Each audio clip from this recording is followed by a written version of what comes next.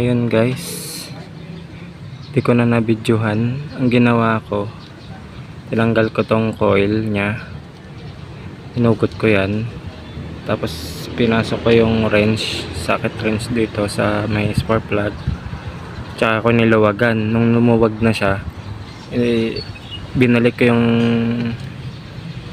yung ano nya, spark plug cap. Ito na yung pinangroroskas ko para lumuwag. Tapos check natin kung ano, check natin kung natanggal na siya. Mukhang hindi pa, wala pa, hindi pa sumama eh.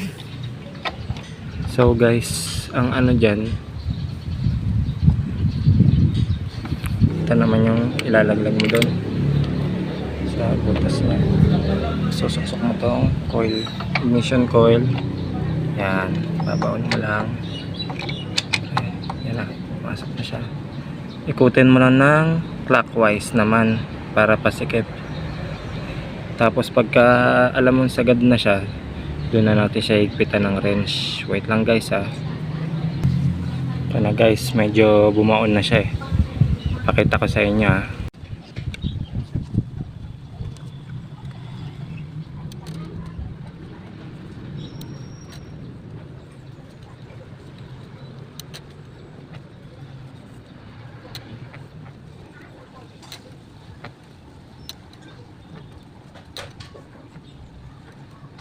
Ganun lang guys.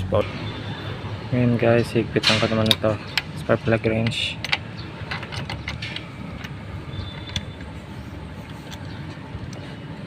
Clockwise. Ayun, mahigpit na siya. Higpit na siya guys. Yan. Tama naman ngayon. Higpitan naman. Higpitan. Yung pinanghigpit ko. Ikutin mo lang siya. Ito. Ikutin mo lang siya. Yan. Tamang higpit lang. Siyempre. Okay na yan. Goods na yan. Okay na. Goods na. Hindi ma-lost rin. Balik natin spark plug. Spark plug cap. Balik natin. Tingnan natin kung ano na siya. Goods na.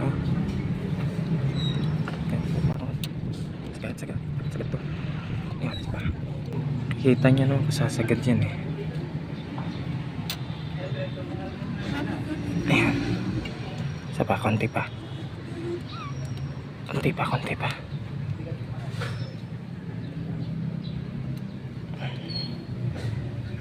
Ayan, sagad na. Ayan. May lock din yan guys eh. May parang thread din siya. Oh. Hindi siya maano, hindi siya maalog.